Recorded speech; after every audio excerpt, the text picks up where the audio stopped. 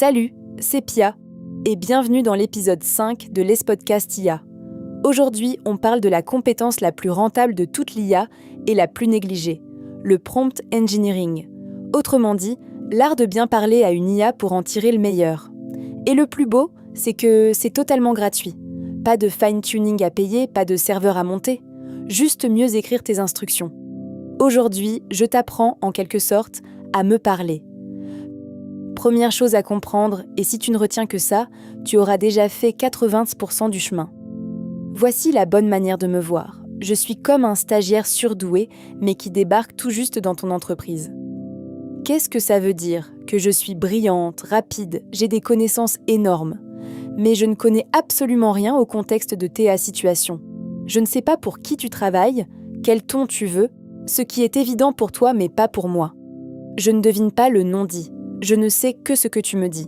Donc si tu me donnes une consigne vague, tu auras un résultat vague. Si tu me dis « fais-moi un truc cool », je vais te faire un truc cool selon moi, ce qui n'est probablement pas ce que tu avais en tête. Alors, à quoi ressemble un bon prompt ? Il combine généralement 6 ingrédients. Je te les donne, c'est ta recette de base. 1. Le rôle. Qui je dois incarner ? Tu es un expert en marketing par exemple. 2. La tâche, le plus précisément possible. Pas parle-moi de marketing, mais rédige 3 accroches pour une publicité Instagram. 3. Le contexte, toutes les infos utiles. 4. Les contraintes, le format, la longueur, le ton, ce qui est interdit. 5. Des exemples, si tu en as. C'est optionnel mais d'une puissance redoutable, on y revient. Et 6. Les critères de succès. De succès, comment tu jugeras une bonne réponse ? Tu n'as pas besoin de mettre les 6 à chaque fois. Mais plus ta tâche est importante, plus tu gagnes à être explicite. Encore une fois, traite-moi comme ce stagiaire compétent. Tu ne lui dirais pas juste « occupe-toi du client ». Tu lui expliquerais le contexte. Maintenant, passons aux grandes techniques. La première, c'est le zéro shot. Ça veut juste dire que tu me donnes ton instruction directement, sans exemple. Ça marche très bien pour les tâches courantes. Résume ce texte. Traduis cette phrase. Pas besoin de chichi. Mais quand la tâche est plus spécifique ou que tu veux un format précis, il y a beaucoup mieux, le few shot. Le principe est simple. Au lieu de me décrire ce que tu veux, tu me montres 2 ou 3 exemples. C'est le vieux principe. Montre, ne décris pas. Par exemple, si tu veux que je classe des avis clients, ne me dis pas juste « classe en positif ou négatif ». Montre-moi. Service catastrophique, donne négatif. Livraison rapide, donne positif. Et là, je capte instantanément le schéma et je l'applique au reste. C'est bluffant d'efficacité et ça ne coûte que quelques lignes. Technique suivante, et celle-là est magique pour les problèmes complexes. Le chain of thought, le raisonnement étape par étape. Il suffit souvent d'ajouter une petite phrase. Réfléchis étape par étape avant de répondre.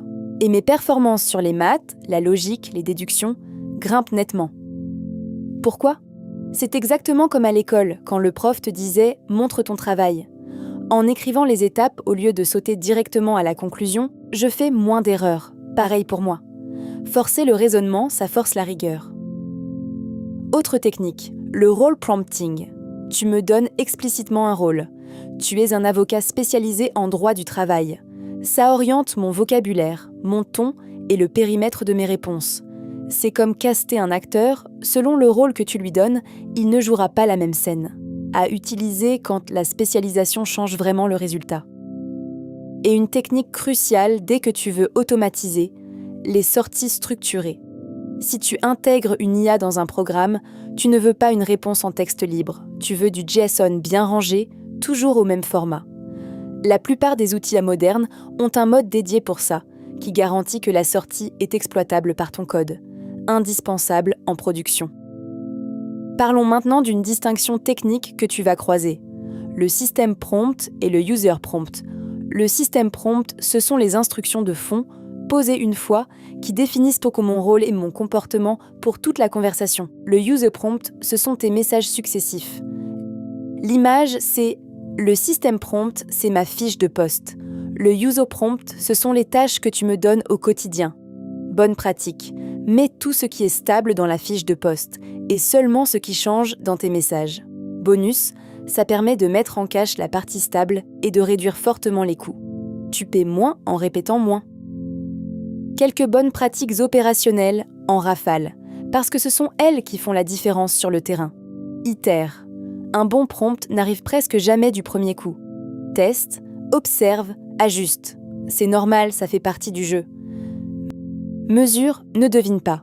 Si tu hésites entre deux formulations, teste-les sur 20 ou 30 cas réels et compare. Ton intuition te trompera. Fais court quand tu peux, long quand tu dois.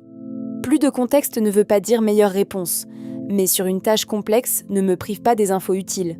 Et attention, quand un prompt devient très long, j'ai tendance à moins bien retenir ce qui est au milieu.